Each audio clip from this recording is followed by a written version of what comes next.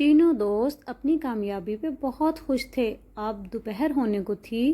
پہاڑوں کی چوٹیوں پہ دھوپ سے سردی خاصی کم ہو چکی تھی۔ ابھی تینوں کی آنکھ لگنے ہی لگی تھی کہ گڑگڑاہٹ کی سی آواز سنائی دینے لگی۔ تینوں چونک کر اٹھے، دیکھا تو ایک بہت بڑا پتھر نیچے کی طرف لڑک رہا تھا، جس کے ساتھ اور بھی کئی پتھر تھے جو سب نیچے کی طرف آ رہے تھے۔ وہ تینوں ایک طرف کھڑے ہو کر انہیں دیکھنے لگے۔ تھوڑی ہی دیر بعد وہ پتھر ایک کھائی میں گر گئے۔ یہ دیکھ کر تینوں دوست پریشان تو ہوئے مگر خوف زدہ نہیں۔ انہوں نے کافی سارا پھل جمع کر لیا تھا۔ اگلے دن ان کا واپسی کا ارادہ تھا۔ جب پھر وہ دوپہر کو سستانے کے لیے لیٹے تو زمین پر ارتعاش بھی تھا اور کچھ زلزلہ سا لگ رہا تھا۔ پھر تینوں دوست اٹھ کر ادھر ادھر وجہ تلاش کرنے لگے، مگر یہ کیا؟ تینوں دوستوں کے ہوش اڑ گئے۔ ایک بہت بڑا گلیشیئر پہاڑ سے نیچے کی طرف سرک رہا تھا۔ بہت ممکن تھا کہ یہ گلیشیئر اس مختصر سی بستی کے اوپر گرا کر اسے تباہ کر دیتا۔ بستی کے لوگ تو سردی کی وجہ سے پہاڑوں کی چوٹیوں کی طرف جاتے ہی نہ تھے۔ اب بستی کے لوگوں کو خبردار کرنا بھی ایک ذمہ داری تھی۔ تب کوزی نے ایک تجویز پیش کی۔ انہوں نے بہت سارے پتھر اکٹھے کر کے ایک بڑے سے بورے میں بند کیے اور بستی کے پاس ایک اونچی چٹان پہ کھڑے ہو کر زور زور سے لوگوں کی چھتوں پہ پھینکنے شروع کر دیے۔ لوگ گھبرا کر باہر نکلے تو دیکھا کہ ان کے صحن اور چھتوں پہ بہت سارے پتھر گرے پڑے ہیں۔ اتنے میں وہ تینوں دوست غائب ہو چکے تھے۔ بستی کے لوگ سمجھے کہ گلیشیئر گرنے والا ہے۔ انہوں نے فوراً ہی اپنے گرمائی گھر خالی کیے اور نیچے والی وادیوں میں چلے گئے۔ پھر سب نے دیکھا کہ گلیشیئر بستی پہ آ گرا ہے اور سب گھر تباہ ہو گئے ہیں، مگر کوئی بھی جانی نقصان نہیں ہوا تھا۔ تینوں دوست اپنی کامیابی پہ بہت خوش تھے۔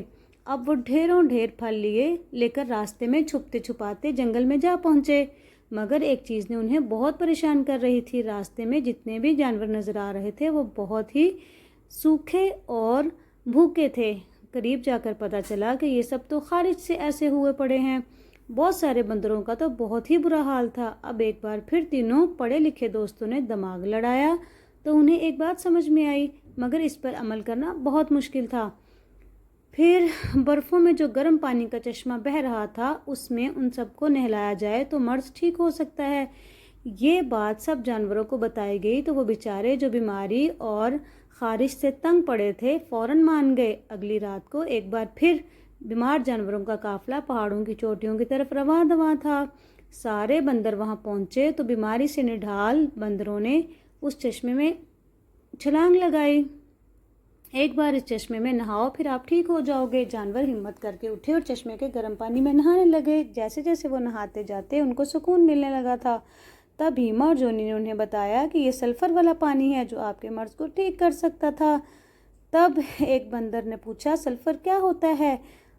پھر ان میں سے ایک دوست نے بتایا کہ اس سے آپ کا بیماری ٹھیک ہو جائے گی۔ وہ بار بار نہائے اور ٹھیک ہو گئے۔ بہت سارے بندر ٹھیک ہو گئے۔ اب وہ واپسی کے لیے تیار تھے۔ جب سارے بندر واپس جنگل میں پہنچے تو انہوں نے جونی اور جوزی کو اپنے کندھوں پر اٹھا کر ان کا استقبال کیا۔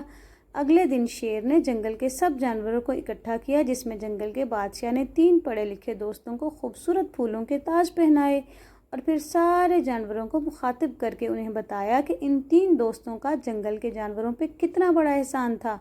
اخلاقی سبق: ہمیں ایک دوسرے کی مدد کرنی چاہیے۔